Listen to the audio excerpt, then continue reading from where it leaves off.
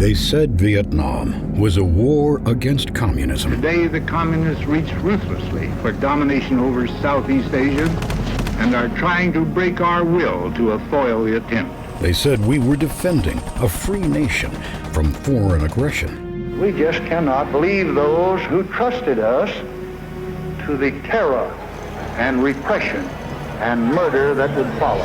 They said it was a test of American resolve. If, when the chips are down, the world's most powerful nation acts like a pitiful, helpless giant, the forces of totalitarianism and anarchy will threaten free nations and free institutions throughout the world. The Vietnam War was the longest military engagement in American history. The most distant. You are a long, long way from Fort Riley now. And among the most divisive. Americans remember the images, the anguish, and the ending. These events, tragic as they are, portend neither the end of the world nor of America's leadership in the world.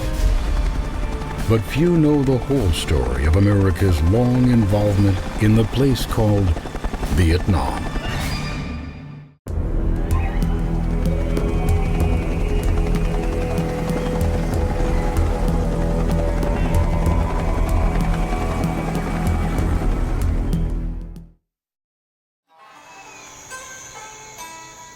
Vietnam is a land of extremes, both mysterious and magical. It's a restless place whose people have been shaped by centuries of struggle and warfare. European explorers discovered the region in the 1600s. They came first to spread Christianity, then to trade, then to plunder, and finally to conquer. By the end of the 19th century, the three regions of Vietnam, Cochin China, Tonkin, and Annam, were joined with Cambodia and Laos to form French Indochina. The native peasants became slave labor as Vietnam's rice, rubber, and other resources fueled the expanding French Empire. But even under the iron fist of French rule, the Vietnamese remained defiantly independent. We have had enormous difficulties in enforcing our authority. Rebel bands disturb the country everywhere, destroying everything, then disappear into nowhere. The French eventually tamed the resistance, but according to one account from the period, it was only through acts of incredible brutality. While some Vietnamese continued to resist subjugation, many embraced the trappings of Western culture and held positions within the French administration. Others grew restless for an end to foreign occupation and fled the country. Among them, the future leader of communist Vietnam, Ho Chi Minh, philosopher, poet, nationalist, revolutionary.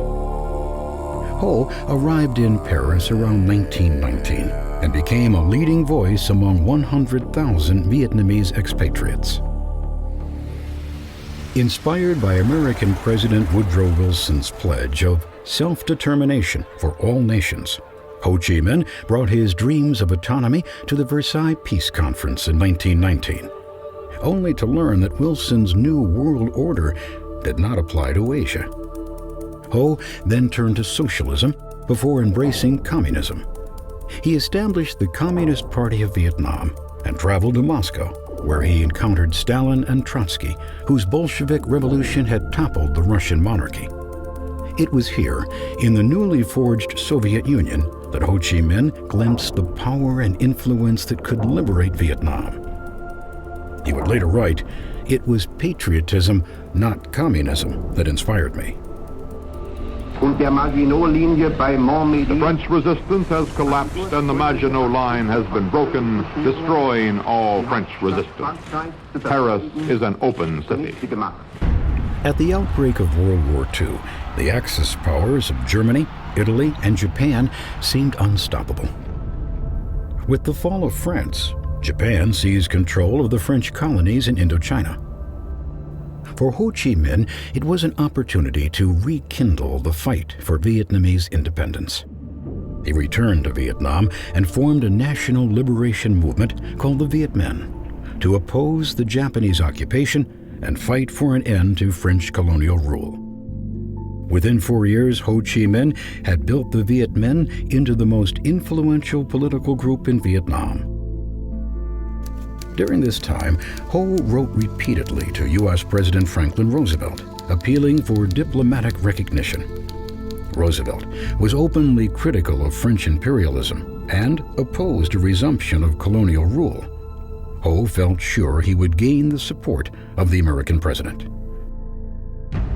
World War II ended in August 1945. With their empire in ruins, Japanese troops abandoned Vietnam, and the Viet Minh quickly assumed control of the country. Ho Chi Minh declared Vietnam's independence and established a provisional government. For the first time in its modern history, Vietnam was free of foreign domination and united from north to south. Ho reached out for international support, but by this time President Roosevelt was dead, and American political objectives had shifted.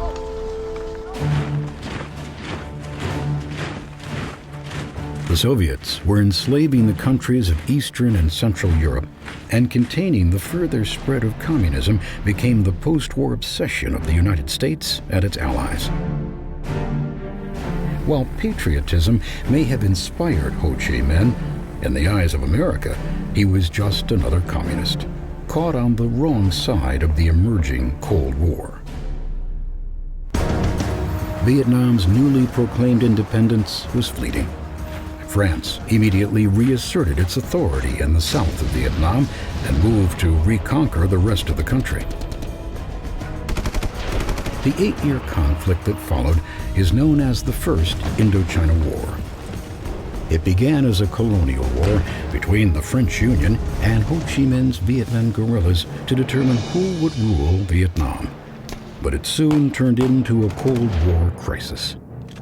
The United States began to send money and arms to support the French, while Communist China and the Soviet Union sent arms to the Viet Minh. By 1953, the fighting had consumed nearly 400,000 French and Vietnamese lives, and France was searching desperately for a way out.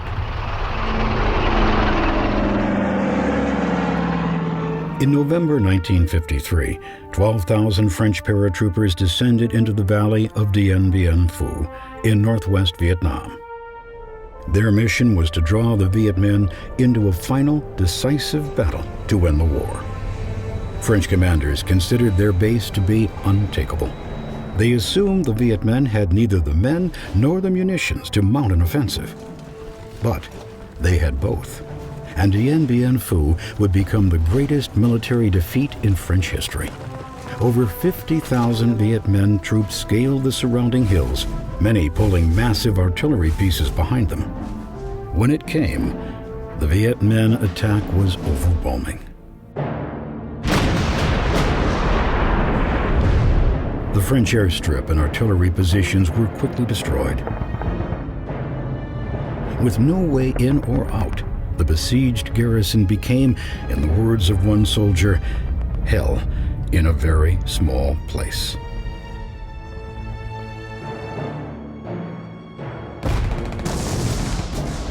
Two months later, the French defense collapsed and the 10,000 remaining soldiers surrendered. Humiliated, France was forced to abandon North Vietnam and negotiate for peace. Ho Chi Minh was welcomed in Hanoi as a hero. His victory earned him widespread support throughout the country.